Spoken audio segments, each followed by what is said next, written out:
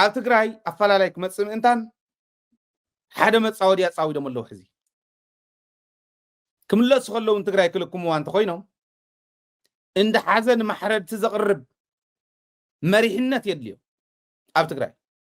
ነዚኣ እንታይ ይገብሩ ሕወሓት ምስ ገባኺ ኣይተ እታይቱ ሕጋውነት ከይተረጋገፀን ኢሎም የጽንሕዋ እስካዕ መዓዝ እስካዕ ዝቕጽል መረፃ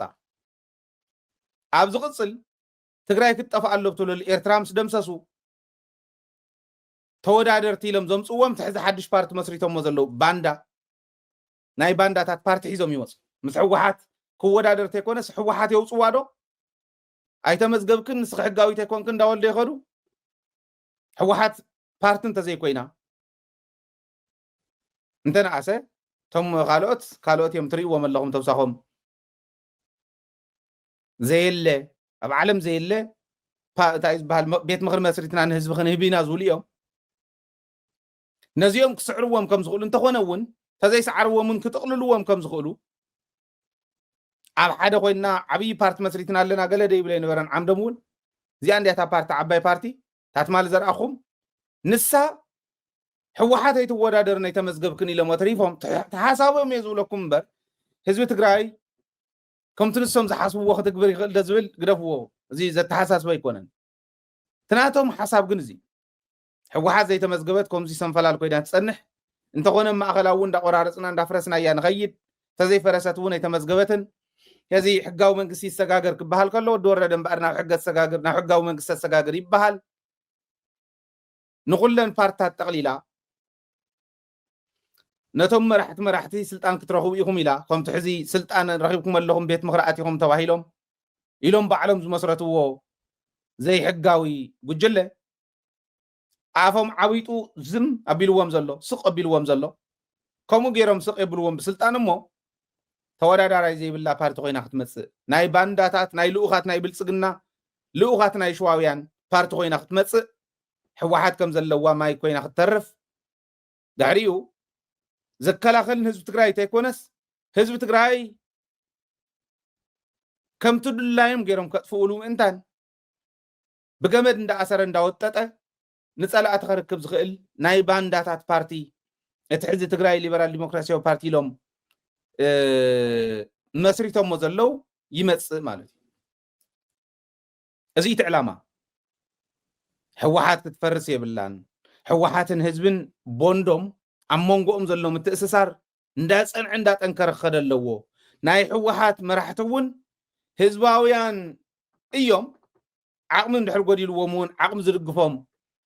ሓይል እንዳስለፉ ብቕዓት ዘለዎም ሰባት ንቅድሚት እንዳምፁ ክኸዱ ኣለዎም ናይ ሕወሓት መሪሕነት ህዝቢ ትግራይ ንምድሓን ትግራይ ከም ትግራይ ክትቅፅል ንምግባር ናይ ግድን እተድላይ ወሳኒ ዝበሃል ሕዚ ንሱ ስለ ዝኾነ ነዚ ኢና ንድግፎ ካሊእ ተኣምር የብሉ ከይንጠፍእ ምእንታን ዘርእና ከይጠፍእ ዕላማ ፀላእቲ ከይሳኻዕ እዚ ኢና ንኸድ ዘለና ጎደሎ ኣለዎ ደኡ ኣብ ሕወሓት ኮነ ኣብቲ ዝኒሄ መሪሕነት ስትራቴጂካዊ ውድቀት ኣሎ ዶ እቲ ሕዚ ዝብሎ ዘለኹ ዓይነት ዕላማ ናይ ፀላእቲ ከይመፅእ ከምኡ ውድቀት እኒሄ ዶ እውን እኒሄ ንኣብነት ኣይተመዝገብክን ተመዝጊብክ ኢኽ ዝብል ሕቶ ከይመፅእ ምግባር ይኽእል እዩ ኣጀንዳ ከይኾን ምግባር ይኽእል እዩ እዚ ቀልዲ እዩ ውዕል ፕሪቶርያ ክትግበር እንተኮይኑ መጀመርያ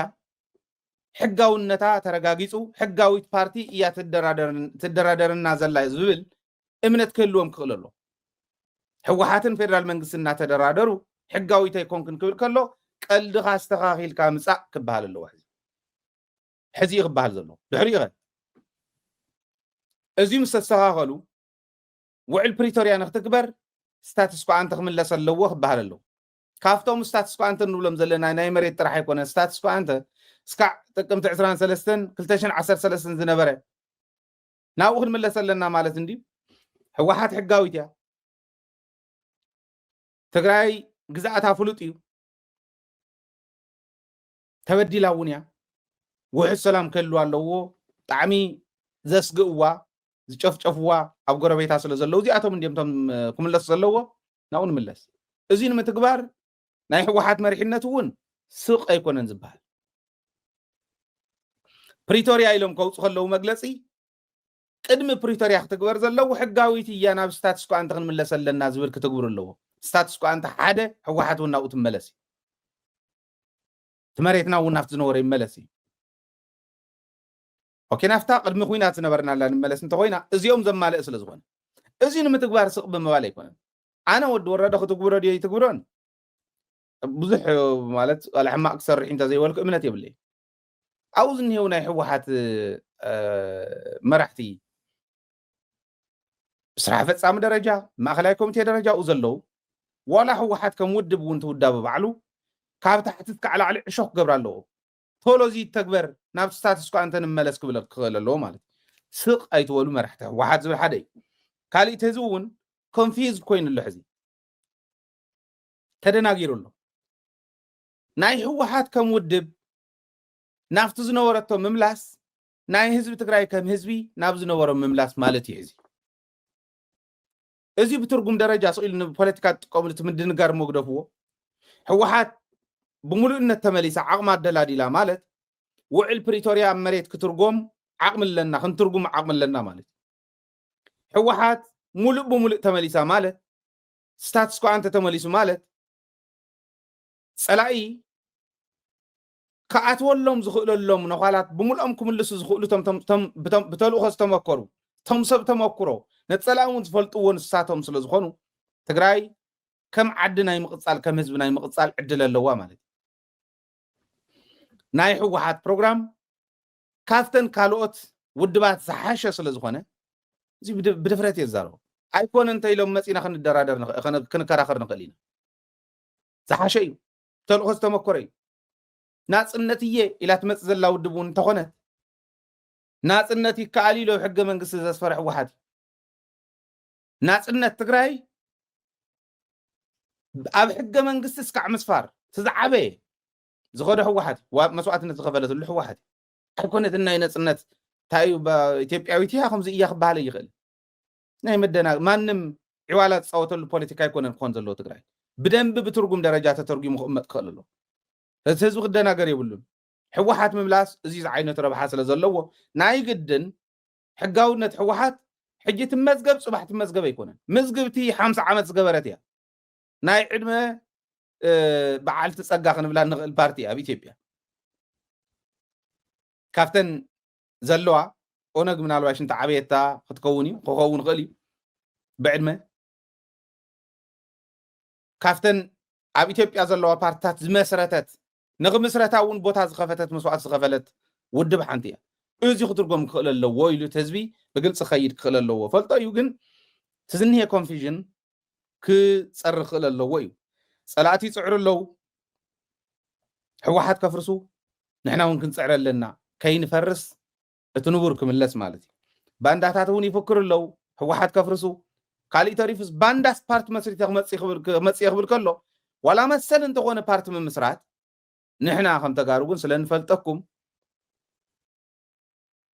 عنقلن قربتنس እንዳተፋለጥ አይ ማለት አይባል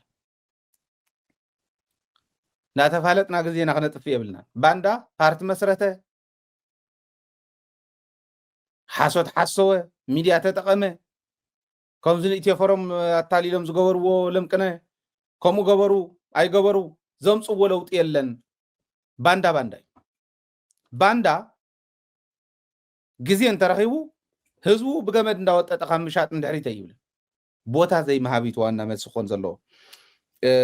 እትዕድለለና እዞም ሕዝብ ብሎም ዝነበርኩ ክምለሱ በአግባቡ ክምለሱ ናይ ምግባር ዕድል ክብለለ ስለዚ እዚ ክግበር ክኽእል ኣለዎ